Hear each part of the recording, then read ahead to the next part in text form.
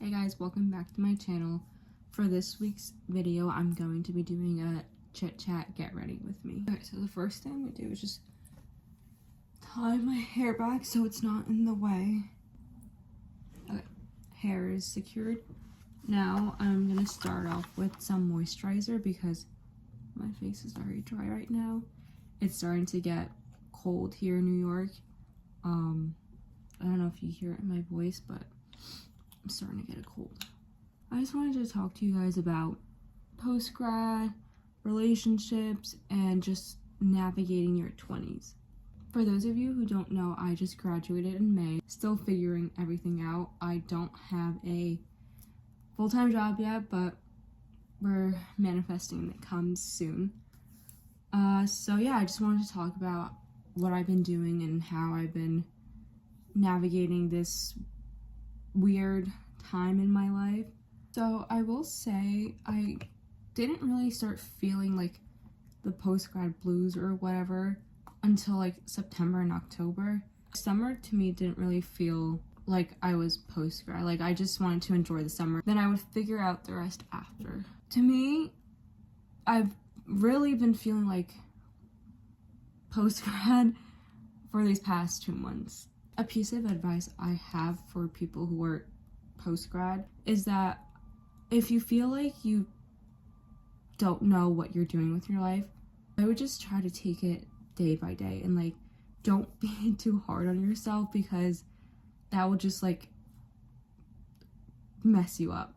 In the beginning, I was so hard and so critical on myself because I didn't have that 9 to 5 like some of my friends did, and I didn't jump right into corporate like I thought I would. Everyone's timeline is different.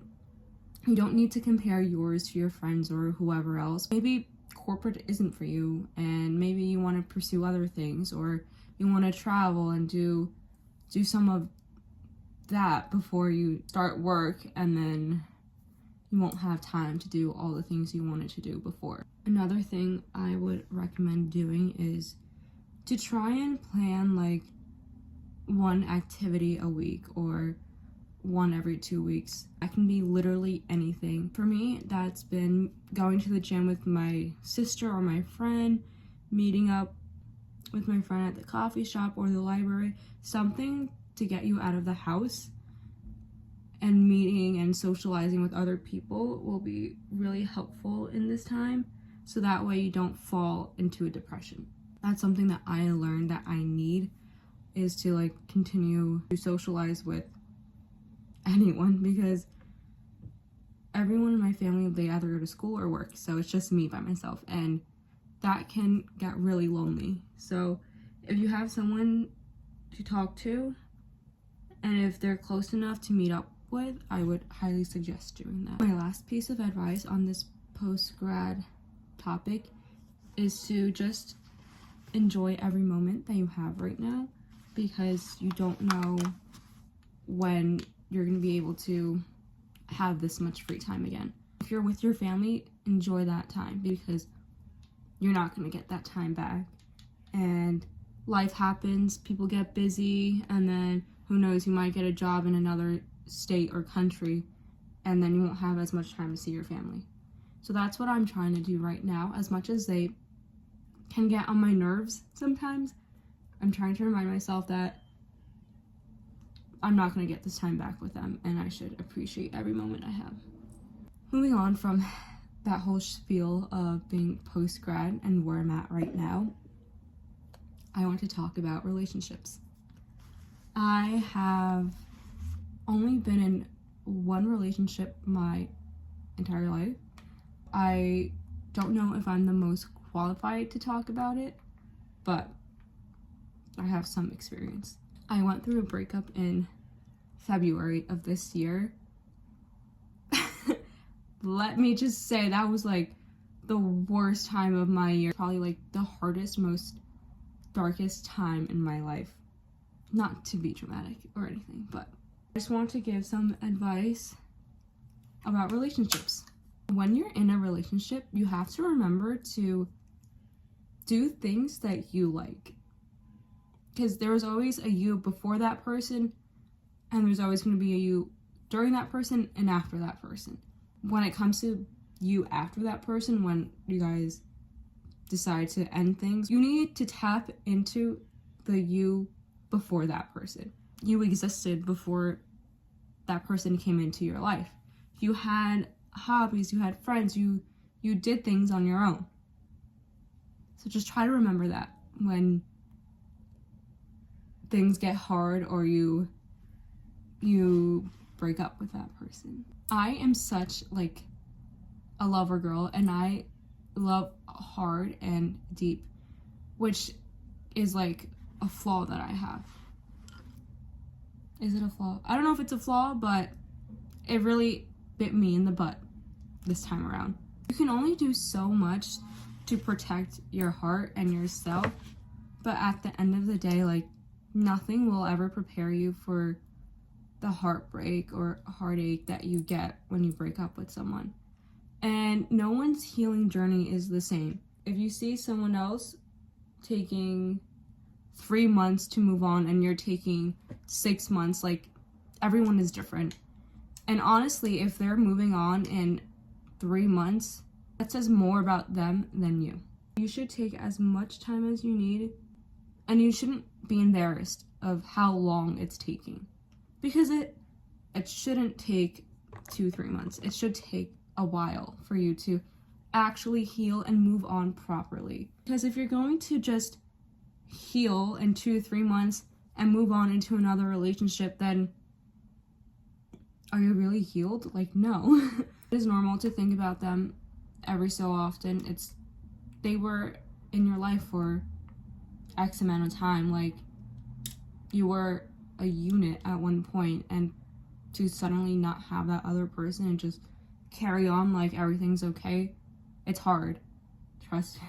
If I could talk to myself a year ago, I would tell her to not put 100% of your time and effort into that person.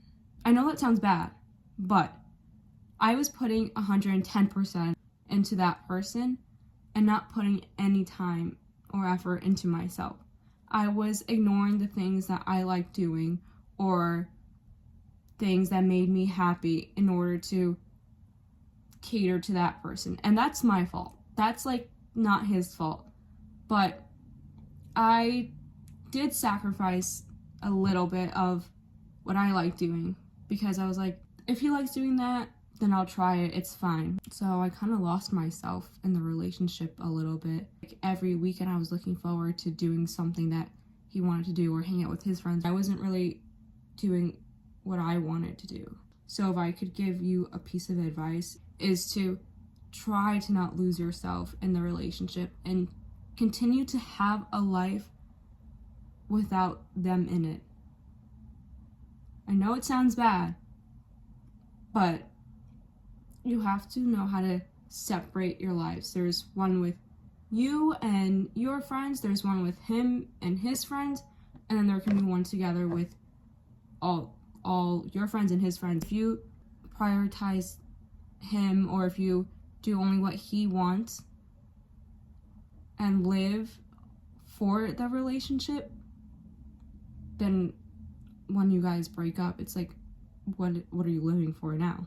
If you were living for the relationship and it's over, what is there to do now? And then it could be really hard and really tricky to get back on your feet again and carry on and do things that you like doing. It's hard to rediscover yourself again.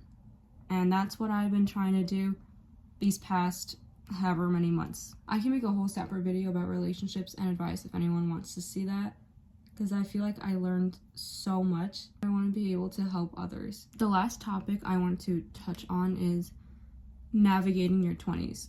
So I am still in my early 20s. I'm 22. There's still so much life ahead of me, but I feel like sometimes I get so caught up in the future and the past that I don't have time to focus on the present. I feel like we shouldn't have a job or an acceptable job to find who we are. There's people who are so tied to their jobs and make it their personality, and they forget who they are without that job. Some things I learned is that it is so important to have hobbies, because if you don't have hobbies, then you're going to be bored out of your mind and you're going to feel like you don't have purpose. When in reality, you do have purpose, you just don't know what it is yet. I say that to try to also convince myself.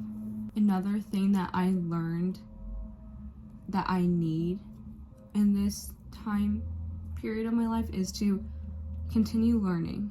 You have to keep your brain occupied. Like, you can never not learn. Learning is never bad.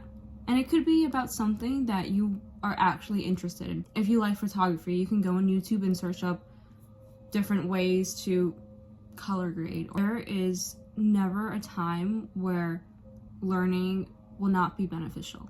Another thing is, don't be afraid to ask for help. I need to remind myself that a lot too, because I, for some reason, don't like asking for help, and I feel like I can do it on my own or figure it out, or but sometimes I'm like, people don't want to help me, but that is not the case.